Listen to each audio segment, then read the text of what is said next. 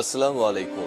সবাইকে স্বাগত জানাচ্ছি। আমি নাসরুল ইসলাম তন্ময়। শুরুতে বিআরবি কেবল সংবাদ শিরোনাম।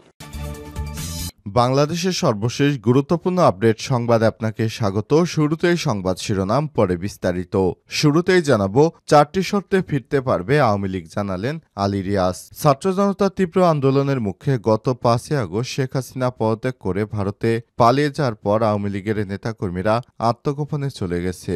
অনেকেই ভারতে কিংবা দেশের বিভিন্ন স্থানে আত্মগোপনে আছেন, কেউ বা বিভিন্ন দেশে পালিয়ে গেছেন। এছাড়াও অনেকেই আটকে আছেন কারাগারে। ফলে দলের নেতৃত্ব কিংবা কার্যক্রম কোনোভাবেই দৃশ্যমান নয়। এমন পরিস্থিতিতে 4টি শর্তে ফিরতে পারবে আওয়ামী লীগ, জানালেন আলী রিয়াজ। এ বিষয়ে গুরুত্বপূর্ণ সংবাদ জানাবো, সঙ্গেই থাকুন।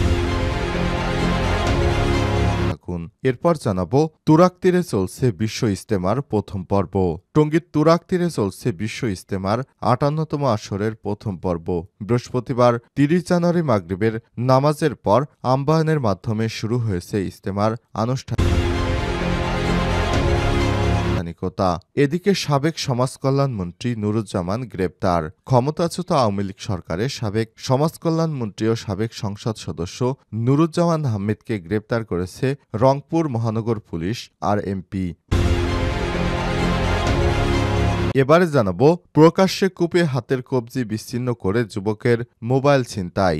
রাজধানীর আদাবরে সুমন শেখ 26 নামে এক যুবককে প্রকাশ্যে ধারালো অস্ত্র দিয়ে কুপিয়ে তার মুঠোফোন ছিনতাইয়ের ঘটনা ঘটেছে। ওই যুবকের বাম হাতের কবজি বিচ্ছিন্ন হয়ে গেছে। এদিকে মুন্সিগঞ্জে 2 গ্রুপের গোলাগুলি, নিহত 2, আহত 11। মুন্সিগঞ্জের সীমানাধীন চর আবদুল্লাপুর এলাকায় বালু উত্তোলন নিয়ে দ্বন্দ্বে কিবরিয়া বাহিনীর সদস্যদের ও নৌপুলিশের গুলিতে নিহত হয়েছে 2 জন। এই ঘটনায় আহত আরও 1। বৃহস্পতিবার 30 জানুয়ারি সন্ধ্যা 7টার দিকে মুন্সিগঞ্জ মোহনপুর সীমানাধীন চর আবদুল্লাপুর মেঘনা নদীতে এই ঘটনা ঘটে। এবং সর্বশেষ জানাবো, মধুচন্দ্রিমা শেষ, প্রত্যাশার চাপ বাড়ছে অন্তর্বর্তীকালীন সরকারের উপর। আইসিজি। জুলাই আগস্টের অভ্যুত্থানের পর অভাবনীয় সমর্থন নিয়ে অধ্যাপক ড.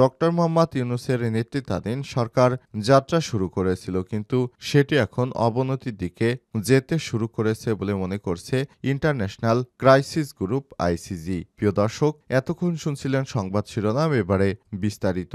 তবে তার আগে বন্ধুরা, অনুরোধ থাকবে সংবাদটিতে একটি লাইক দিন। এই চ্যানেলে আপনি নতুন হয়ে থাকলে আমাদের সংবাদটি দেখতে দেখতে চ্যানেলটি সাবস্ক্রাইব করে রাখুন। কমেন্ট করে বন্ধুরা আপনার মূল্যবান মতামত জানিয়ে দিন আপনি বিশ্বের কোন দেশ থেকে বা বাংলাদেশের কোন স্থান থেকে আমাদের সংবাদটি দেখছেন এবং শুনছেন। এবারে বিস্তারিত। 4টি শর্তে ফিরতে পারবে আওয়ামী লীগ, জানালেন আলী রিয়াজ। ছাত্র জনতার তীব্র আন্দোলনের মুখে গত 5ই আগস্ট শেখ হাসিনা দেশ ছেড়ে ভারতে পালিয়ে যাওয়ার পর আওয়ামী লীগের নেতাকর্মীরা আত্মগোপনে চলে যায়। অনেকেই ভারতে কিংবা অন্য দেশে চলে গেছেন। এছাড়াও অনেকেই আটকে আছেন কারাগারে। ফলে দলের নেতৃত্ব কিংবা কার্যক্রম কোনোটাই এখন দৃশ্যমান সম্ভব নয়। এদিকে 49 বছর আগে 1975 সালের 15ই আগস্ট বাংলাদেশের প্রতিষ্ঠাতা রাষ্ট্রপতি শেখ মুজিবুর রহমানকে সপরিবারে হত্যাকাণ্ডের পর ভয়াবহ এক সংকটকালে মুখোমুখি হতে হয়েছিল দেশের সবচেয়ে প্রাচীন এই রাজনৈতিক দল এই আওয়ামী লীগকে। সেই সংকট কাটাতে সময় লেগেছিল দীর্ঘ 21 বছর। জুলাই এবং আগস্টে গণহত্যার সঙ্গে সরাসরি জড়িয়ে পড়া আওয়ামী লীগ এবার ফিরতে কত বছর সময় লাগবে, এই প্রশ্ন ঘুরপাক খাচ্ছে জনমনে। সম্প্রতি কাতার ভিত্তিক গণমাধ্যম আল জাজিরার এক সাক্ষাৎকারে সংবিধান সংস্কার কমিশনের প্রধান এবং রাজনৈতিক বিশ্লেষক আলী রিয়াজ এই সাক্ষাৎকারে তিনি আওয়ামী লীগের পুনরুত্থানের জন্য 4টি শর্ত উল্লেখ করেছেন। সেগুলো হলো: 1. 16 বছরের শাসন আমলে বিশেষ করে 2024 সালের আন্দোলনের সময় সংগঠিত অপরাধের জন্য নিঃশর্ত ক্ষমা চাইতে হবে। 2. দলের বর্তমান মতাদর্শ পরিত্যাগ করতে হবে। 3. শেখ পরিবারের কোনো সদস্যকে আর নেতৃত্বে রাখা যাবে না। 4. মানবতা বিরোধী অপরাধ সহ সব নৃশংস অপরাধের বিচার নিশ্চিত করা। আলী রিয়াজ ডক্টর ইউনূসের নেতৃত্বাধীন সরকার একটি কমিশনের ভাইস চেয়ারম্যান। তিনি সংস্কার প্রস্তাব নিয়ে ঐক্যমত গড়ার কাজ করছেন। তিনি বলেন, জুলাই আন্দোলনের সময় যেসব ব্যক্তি গণহত্যার জন্য সরাসরি দায়ী তাদের বিচার করতে হবে, যার মধ্যে শেখ হাসিনাও অন্তর্ভুক্ত। এই শর্তগুলো পূরণ হলে তাদের প্রত্যর্পণ নিয়ে আলোচনা করা যেতে পারে। তুরাগ তীরে চলছে বিশ্ব ইজতেমার প্রথম পর্ব। টঙ্গীর তুরাগ তীরে চলছে বিশ্ব ইজতেমার ৫৮তম আসরের প্রথম পর্ব। বৃহস্পতিবার ৩০ জানুয়ারি মাগরিবের পর আহ্বায়নের মাধ্যমে শুরু হয়েছে ইজতেমার আনুষ্ঠানিকতা। এতে অংশ নিতে ইতিমধ্যে ইজতেমা ময়দানে জড়ো হয়েছে লাখো লাখো মুসল্লি। শুক্রবার ৩১ জানুয়ারি একসঙ্গে জুমার নামাজ পড়বেন ইজতেমায় অংশ নেয় সব মুসল্লিরা। আর ইজতেমা ঘিরে বাড়তি সতর্ক অবস্থায় রয়েছে আইন শৃঙ্খলা রক্ষাকারী বাহিনী। বৃহস্পতিবার ৩০ জানুয়ারি দুপুরে তাবলিগ জামাতের শুরায় নিজামের মিডিয়া সমন্বয়ক হাবিবুল্লাহ রায়হান জানান, আজ বাদ মাগরিব ভারতের মাওলানা ইব্রাহিম দেওলার আহ্বায়নের মধ্য দিয়ে শুরু হবে এবারের বিশ্ব ইজতেমার আনুষ্ঠানিকতা। শুক্রবার বাদ ফজর বয়ান করবেন পাকিস্তানের মাওলানা জিয়াউল হক। এরপর শুক্রবার সকাল ১০টায় বিভিন্ন খিত্তায় খিত্তায় তালিমের আমল হবে। এ সময় তিনি আরও জানান, ময়দানে এসেছে ৪১টি জেলার মুসল্লিরা। আখেরি মোনাজাতের মধ্য দিয়ে ২ ফেব্রুয়ারি শেষ হবে প্রথম পর্ব। জানা যায়, এবারের ইজতেমার প্রথম পর্ব ২ ভাগে অনুষ্ঠিত হতে যাচ্ছে। ৩১ জানুয়ারি থেকে ২ ফেব্রুয়ারি প্রথম ধাপ এবং ৩ ফেব্রুয়ারি থেকে ৫ই ফেব্রুয়ারি দ্বিতীয় ধাপ অনুষ্ঠিত হবে। প্রথম ধাপে ৪১টি জেলা এবং ঢাকার এক অংশ অংশগ্রহণ করবে। এছাড়াও দ্বিতীয় ধাপে প্রায় ২২টি জেলা এবং ঢাকার বাকি অংশ অংশগ্রহণ করবে। ২০১৮ সালে মাওলানা সাদ ও মাওলানা জুবায়েরপন্থীদের সংঘর্ষের পর থেকে ২ পর্বে অনুষ্ঠিত হচ্ছে বাংলাদেশে ইজতেমা।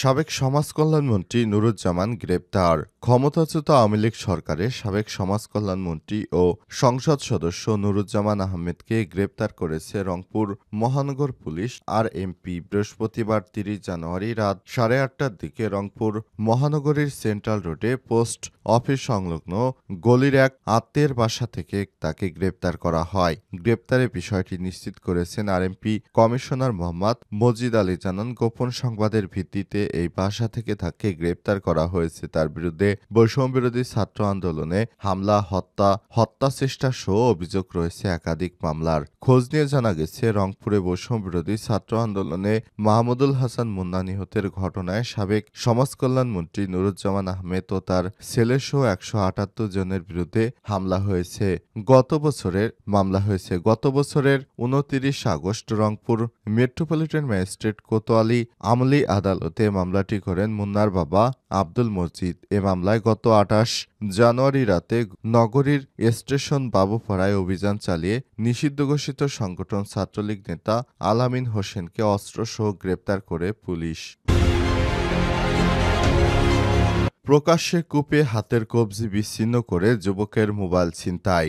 রাজধানীর আদাবরে সুমন শেখ ২৬ নামে এক যুবককে প্রকাশ্যে ধারালো অস্ত্র দিয়ে কুপিয়ে তার মুঠোফোন ছিনতাইয়ের ঘটনা ঘটেছে। এই ঘটনায় ওই যুবকের বাম হাতের কবজি বিচ্ছিন্ন হয়ে গেছে। গুরুতর আহত অবস্থায় তাকে নগরীর ঢাকা মেডিকেল কলেজ ঢামেক হাসপাতালে ভর্তি করা হয়েছে। বৃহস্পতিবার দুপুর ৩:৩০টার দিকে আদাবরের বালুরমাঠ এলাকায় ঘটনা ঘটে। সুমন হোসেন তাকে হাসপাতালে নিয়ে আসা মোহাম্মদ লিটন জানান, আদাবরে বালুরমাঠ এলাকায় হাত চেপে ধরে কান্নাকাটি করছিল সুমন। পরে গিয়ে দেখতে পাই তার বাম হাতের কবজি কেটে ফেলেছে চক্রটি। ওই সময় দ্রুত তাকে ঢাকা মেডিকেল কলেজ হাসপাতালে নিয়ে আসে। আহত সুমন শেখ জানান, তার বাসা দারুস সালামের আনসার ক্যাম্প এলাকায়, পেশায় রাজমিস্ত্রি। সকাল ১০ নম্বর এলাকায় তার ফুপুর বাসায় যায় সুমন। পরে দুপুরের দিকে ফুপুর বাসা থেকে বের হয়ে দারুস সালামে আসার পথে আদাবর বালুরমাঠ এলাকায় পৌঁছলে টুন্ডাবাবু সহ কয়েকজন তার কাছ থেকে মোবাইল কেড়ে নিতে চায়। ওই সময়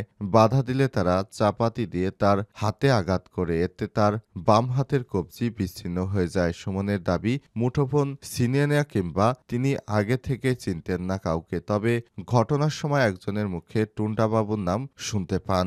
বিষয়টি নিশ্চিত করে ঢাকা মেডিকেল কলেজ হাসপাতালের পুলিশ ক্যাম্পের ইনচার্জ পরিদর্শক মোহাম্মদ ফারুক জানান, আদাবর এলাকা থেকে ওই যুবক সহ আহত অবস্থায় হাসপাতালে নিয়ে আসা হয়। তার বাম হাতের কবজি বিচ্ছিন্ন হয়ে গেছে। হাসপাতালের জরুরি বিভাগে তার চিকিৎসা চলছে।